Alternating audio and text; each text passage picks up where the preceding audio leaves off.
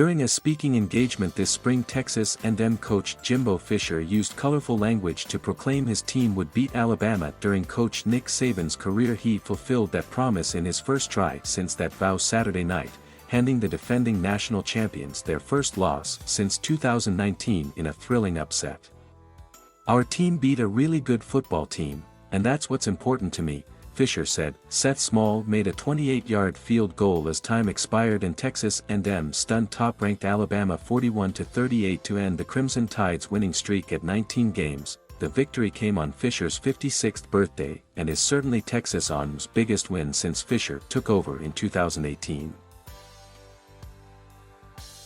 "I didn't know what to get him, so we thought as a team that we should get a win for him," Small said. Alabama had scored 21 straight points, capped by a TD reception and two-point conversion grab by Jameson Williams, to take a 38-31 lead with 5 minutes to go. Texas A&M tied it at 38 when Zach Calzada connected with Ainias Smith for a 25-yard touchdown with 3 minutes left.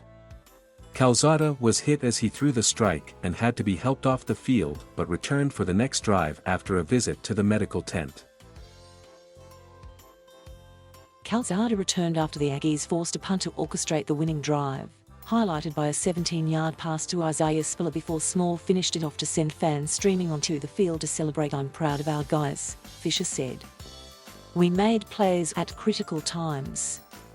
Calzada threw for 285 yards and 3 touchdowns, as the former backup played like a star. Devin Achane returned a kickoff 96 yards for a TD in the third quarter and A&M's defense got after Bryce Young all night. "This is a great win," Achane said.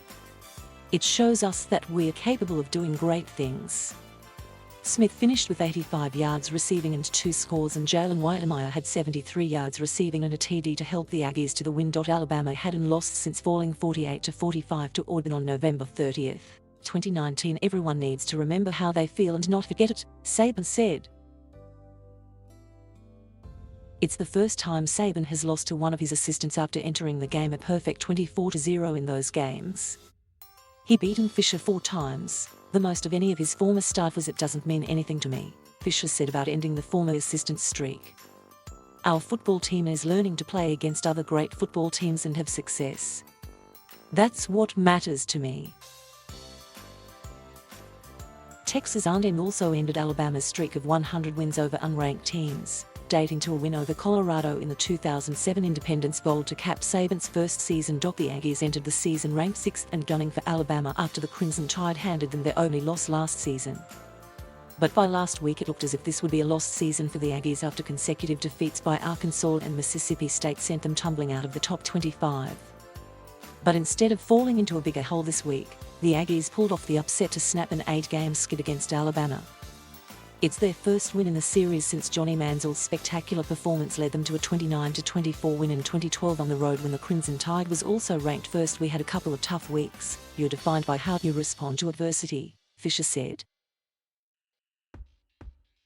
Manziel, who won the Heisman Trophy that season, was among the 106,815 fans at Kyle Field on Saturday night to watch the Aggies beat the Crimson Tide at home for the first time ever.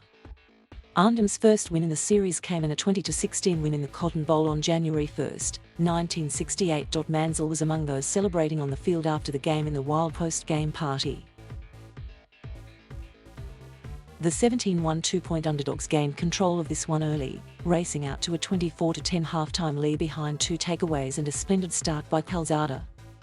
A&M's 24 points in the first half were the most Alabama had allowed to an unranked opponent before halftime. During Saban's tenure there were a lot of issues, Saban said. Young threw for 369 yards and 3 touchdowns and Williams had 146 yards receiving. Brian Robinson Jr. added 147 yards rushing. Alabama cut the lead to 7 when DeMarco Helms blocked a punt by Nick Constantino and King Wakuta pounced on it in the end zone for a touchdown in the third quarter. But the Aggies took the blow and responded immediately with one of their own. Achane zigzagged through 2 waves of defenders and then displayed the elite speed that lets him double as a sprinter on the track team to simply outrun everyone to make it 31-17 with 8 minutes left in the third. "The hole was so big," Achane said. "It was like, is this for me? Young then capped a 75-yard drive with a 29-yard touchdown pass Williams to cut the lead to 31-24. Williams put his finger to his lips to shush the crowd after the score. Alabama has some things to clean up to get back on track and try to get a chance to defend its title. The Aggies must be kicking themselves, but they didn't play better in the last 2 weeks, so this win could have meant a lot more. Alabama is certainly to fall a few spots in the poll after the loss, and getting a win over the defending champs should be enough to get the Aggies back in the top 25. Alabama at Mississippi State on Saturday night. Texas A&M at Missouri on Saturday. Thank you for watching. Please subscribe